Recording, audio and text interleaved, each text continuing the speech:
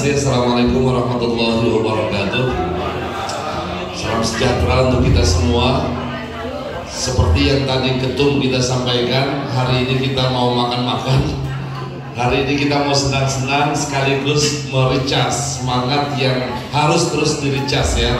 Karena kita percaya bahwa perjuangan memang sudah dimulai, tetapi ini masih cukup panjang. Karena itu saya berharap momentum siang ini menjadi momentum semangat buat kita semua.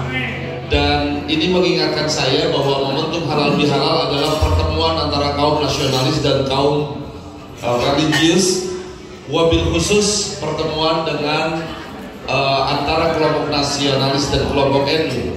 Karena tahun 1948 ketika pemimpin-pemimpin politik di negeri ini terjadi perselisihan, Bung Karno ingin menempatkan mereka di satu meja, mau mempertemukan dengan konsep silaturahim.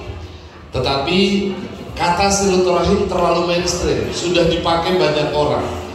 Akhirnya beliau matur kepada salah seorang muassis Nahdlatul Ulama, namanya Mbah Kiai Haji Wahab Hasbullah.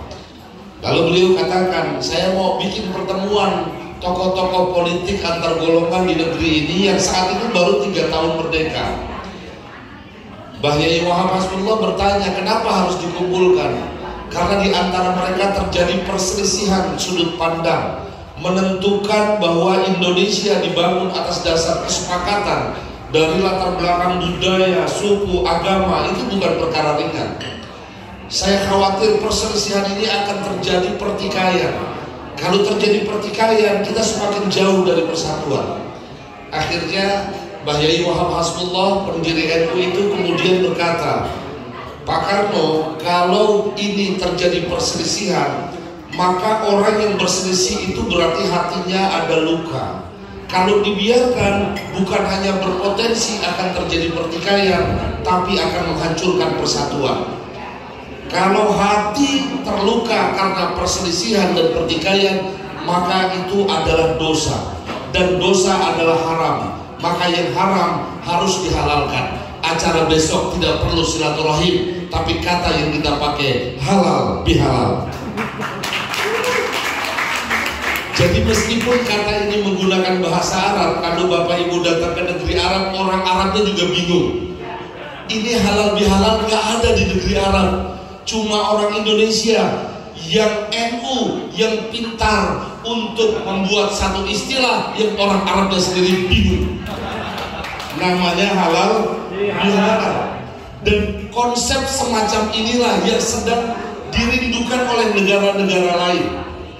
Bapak Ibu tahu bahwa Arab misalnya ketika terjadi Arab Spring itu hancur berantakan. Bangsa mereka satu, diusung oleh sekian negara, tapi satu sama lain terjadi keributan yang luar biasa.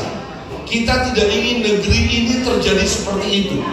Maka ulama-ulama Nusantara bersama dengan para pahlawan pendiri bangsa ini telah bersepakat bahwa yang harus diprioritaskan dalam perjuangan anak-anak bangsa saat itu adalah bukan sekedar membela, tapi mempertahankan tanah air tercinta.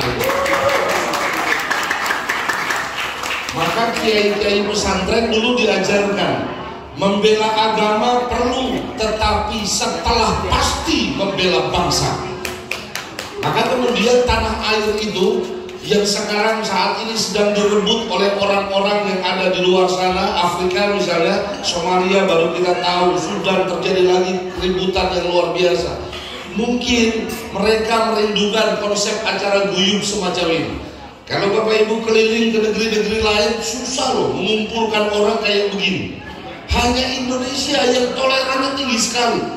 Padahal kita tahu Somalia misalnya atau Sudan ya yang sedang terjadi saat ini, itu terjadi konflik yang luar biasa.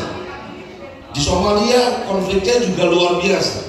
Karena itu menurut saya, ketika para kiai dulu mengusung bahwa membela tanah air itu bahkan ada satu kalimat yang menggetarkan, dan saya saking menggetarkannya cukup takjub karena teman-teman yang Kristen juga banyak hafal, yaitu lagu Hubbul Waton Minal Iman itu.